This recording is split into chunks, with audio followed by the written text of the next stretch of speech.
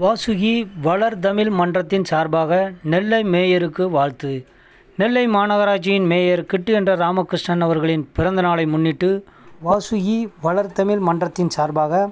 தலைவர் உக்கிரன்கோட்டை மணி, துணைத் தலைவர் தச்சை மணி, செயலாளர் அகரம் தளவாய், ஆலோசகர் அரிமா,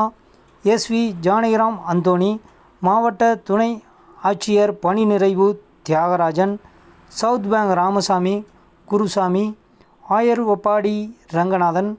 காவல் உதவி ஆய்வாளர்கள் பணி நிறைவு ஆறுமுகம், சுப்பையா ஆகியோர் மேயர் கிட்டு என்ற ராமகிருஷ்ணனுக்கு பொன்னாடை அணிவித்து பிறந்தநாள் வாழ்த்து தெரிவித்தனர்.